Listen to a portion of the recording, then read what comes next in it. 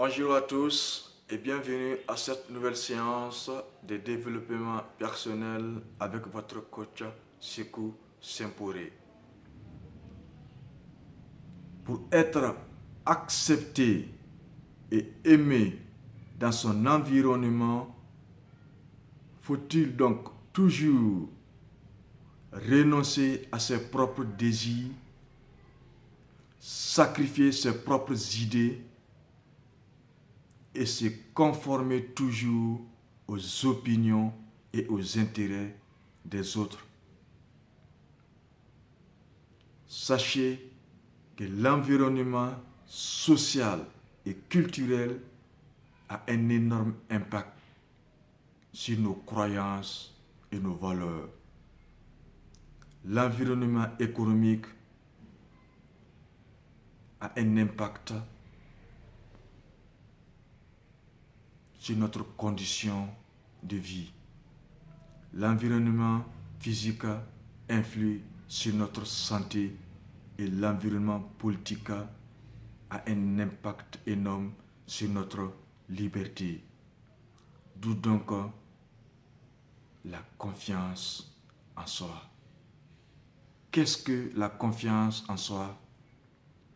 Cinq propositions à vous soumettre. 1. La confiance en soi est une prédiction.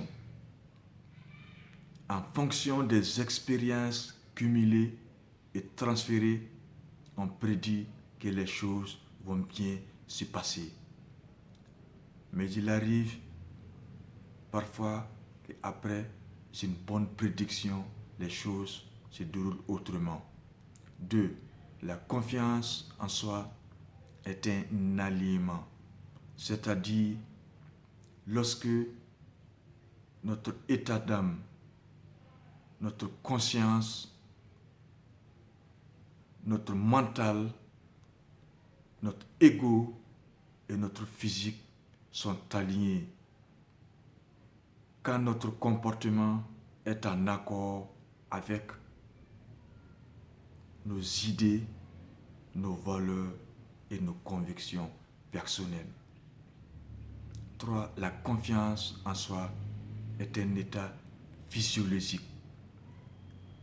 Quelque chose que l'on vit, que l'on ressent, telle la peur, la tristesse ou la joie, c'est-à-dire un ensemble de fibres émotionnelles.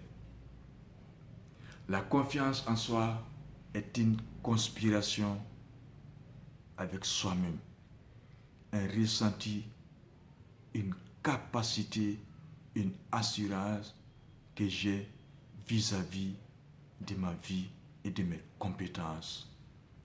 Enfin, 5. La confiance en soi.